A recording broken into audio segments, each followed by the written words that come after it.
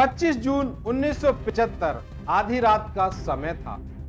देश सो रहा था, लेकिन कुछ दरवाजे ऐसे भी थे जो रात में नहीं बंद हुए। वो दरवाजे जिनके पीछे आज की सबसे काली रात लिखी जा रही है। बिना किसी धमाके के और बिना किसी युद्ध के भारत का लोकतंत्र गिरफ्तार कर लिया गया, अखबारों पर ताले लग गए, आवाजों को कुचल दिया गया और सवाल पूछना एक जुर्म बन चुका।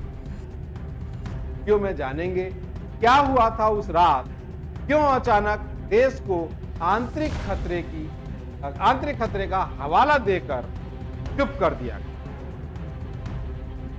क्या आप जानते हैं इस सिर्फ एक पद को बचाने के लिए पूरा संविधान दांव पर लगा दिया गया था।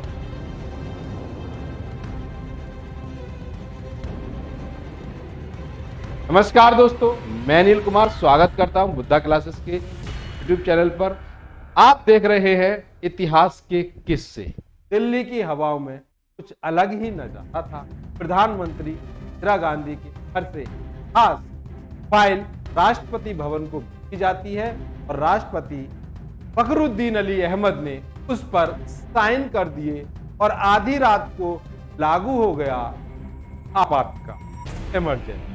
देश सो रहा था, लेकिन लोकतंत्र को नींद में बंदी बना लिया गया।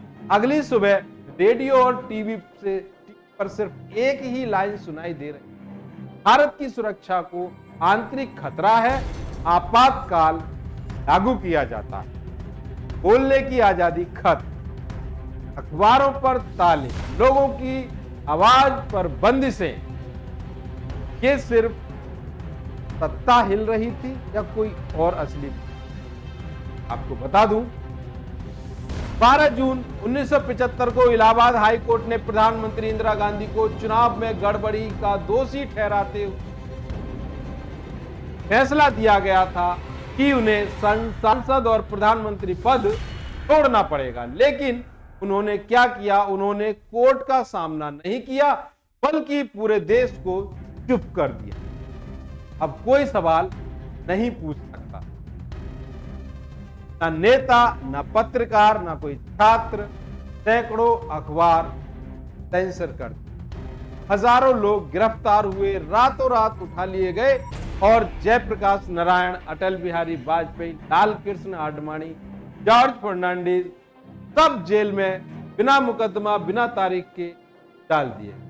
और उसके बाद आती है एक डरावनी योजना जिसे उनके सुपुत्र संजय गांधी के द्वारा चलाया जाता।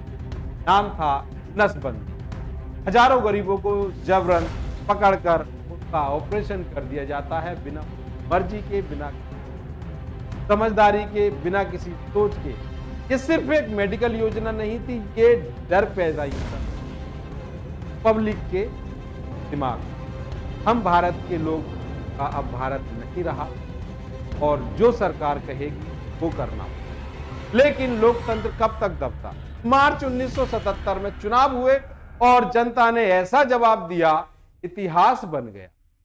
इंदिरा गांधी हार गई, सत्ता बदली, देश ने बता दिया हम लोकतंत्र हैं, कोई राजशाही नहीं चलेगी। यह कहानी सिर्फ इतिहास की, ये चेतावनी है कि आज जब सवाल पूछते हो, सोशल मीडिया पर पोस्ट करते हो या क्लास में क्वेश्चन करते हो, तो याद रखो कि कभी ऐसा भी समय था जब हमें बोलने की आजादी नहीं थी। लोकतंत्र सिर्फ वोट डालने का नाम नहीं है, बल्कि सच के साथ खड़े होने का भी एक हौसला है।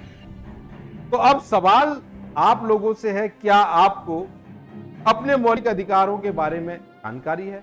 अगर नहीं, बता दूं कि मौलिक अधिकार भारतीय संविधान के भाग 3 अनुच्छेद 12 से 35 में यह अधिकार भारतीय नागरिकों को कुछ बुनियादी स्वतंत्रता और अधिकार भी प्रदान करते हैं, जैसे समानता का अधिकार, स्वतंत्रता का अधिकार, शोषण के विरुद्ध अधिकार, धर्म की सुरक्षा, स्वतंत्रता का अधिकार, सांस्कृतिक और शैक्षिक अधिकार और संवैधानिक उपचार का अधिकार। आदि। इन अधिकारों को सामान्य परिस्थितियों में सरकार द्वारा सीमित नहीं किया जा सकता है, और अगर इनका उल्लंघन होता है तो व्यक्ति सीधे सर्वोच्च न्यायालय या उच्च न्यायालय भी जा सकता है। आपको ये वीडियो कैसा लगा? वीडियो पसंद आया हो दूसरों तक जरूर पहुंचाइए, बताइएगा कि इतिहास में एक ऐसा काला दिन भी आया था कि जब लोकतंत्र हमारा कैद कर लिया।